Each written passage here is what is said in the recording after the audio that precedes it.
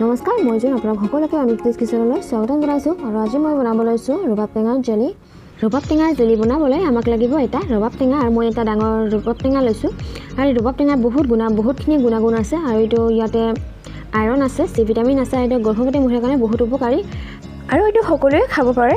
এইটো জুচ বনাইও খাব পাৰে, এইটো জেলি বনাইও খাব পাৰে, এইটো এনেও খাব পাৰে।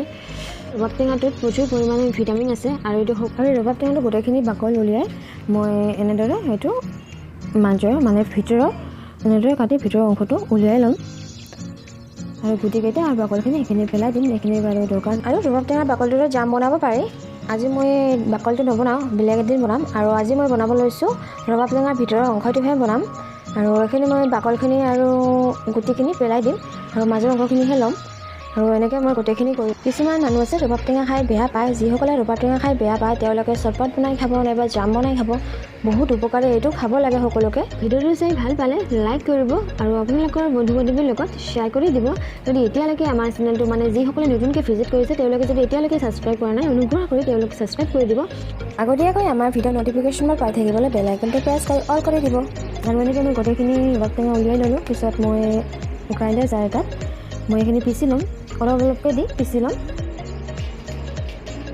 এনেকুৱা ধৰণৰ হ'ল, পিংক কালাৰৰ হৈছে।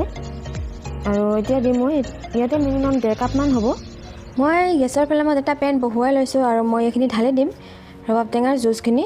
আৰু এইখিনি ঢালি দিয়াৰ পিছত অলপকৈ মই এনেকৈ বইল অহালৈকে লৰাই থাকিম। যেতিয়ালৈকে বইল নাহে তেতিয়ালৈকে এনেকৈ লৰাই থাকিম। আৰু বইল অহাৰ পিছত যিখিনি ফেন উঠি আহে ওপৰলৈ, সেইখিনি ফেন কাটি পেলাব লাগিব, সেইখিনি ফেন উলিয়াই পেলাব লাগিব। ফেনখিনি থাকিলে জামটো পাৰফেক্ট নহ'ব। যিকোনো জাম নবনাওঁ কিয় ফেনখিনি কাটি উলিয়াই পেলাবই লাগিব। সেইকাৰণে আমি ফেনখিনি কাটি পেলাই দিম। প্ৰথমে পাৰফেক্ট জেলি তৈয়াৰ কৰিবৰ কাৰণে ফেনখিনি উলিয়াই পেলাবই লাগিব। বইল অহা 5 মিনিট হ'ল, আৰু মই ইয়াতে যিমানখিনি ৰবাব টেঙাৰ জুচ ব্যৱহাৰ কৰিছোঁ সিমানখিনি ইয়াতে চেনি ব্যৱহাৰ কৰিম। ইয়াত 1 কাপ চেনি আছে, ইয়াতে এইখিনি ঢালি দিছোঁ। আৰু এতিয়া মই এইখিনি ভালদৰে লৰাই ল'ম, মিহল কৰি ল'ম। মিহল কৰি লোৱাৰ পিছতে ইয়াতে পানী উঠিব অকণমান, চেনি পানী উঠিব। চেনি পানীখিনি সেইখিনি শুকুৱাব লাগিব। আৰু মই বেছিকৈ জাম নবনাওঁ, কাৰণ মোৰ ল'ৰাজনী এতিয়ালৈকে ডাঙৰ হোৱা নাই, মোৰ ল'ৰাজনী এতিয়ালৈকে সৰু আছে। আৰু যিখিনি কোৱাণ্টিটিত আমি লৈছিলোঁ ৰবাব টেঙাৰ জুচ আৰু চেনি, তাৰ আধা হ'ব। যদি এই জামখিনি বহুদিন ধৰি ৰাখিব বিচাৰে তেতিয়াহ'লে ইয়াতে ভিনেগাৰ নাইবা নেমুৰ ৰস দিব পাৰি। ইয়াতে নেমুৰ ৰস দিয়াৰ পিছতে এইখিনি ঘন কৰি লৰাই থাকিব লাগিব ভালকৈ। আৰু মোৰ এইখিনি হ'ল, আৰু এতিয়া মই গেছৰ ফ্লেমটো অফ কৰি দিম, অকণমান ঠাণ্ডা হ'বলৈ দিম। চাইছেনে ইয়াতে বহুত ঠিক হৈছে। আৰু এইখিনি ঠাণ্ডা হ'লে আৰু থপথপীয়া হ'ব।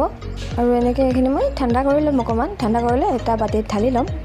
আৰু এইখিনি অকণমান ঠাণ্ডা হ'লে অলপ ঠাণ্ডা হ'লে এইখিনি কাঁচৰ বটলত ভৰাই থ'ব পাৰিব, বহুত দিনৰ কাৰণে ষ্ট'ৰ কৰি ৰাখিব পাৰিব। আৰু এনেকৈ ৰবাব টেঙাৰ জাম ৰুটি আৰু ব্ৰেডৰ লগত খাব পাৰিব, বহুত টেষ্টি হয় খাবলৈ। আৰু এনেকৈ ৰবাব টেঙাৰ জাম খাব পাৰে, বহুত টেষ্টি হয় খাবলৈ। সকলোৱে বনাই খাব পাৰে। আপোনালোক সকলো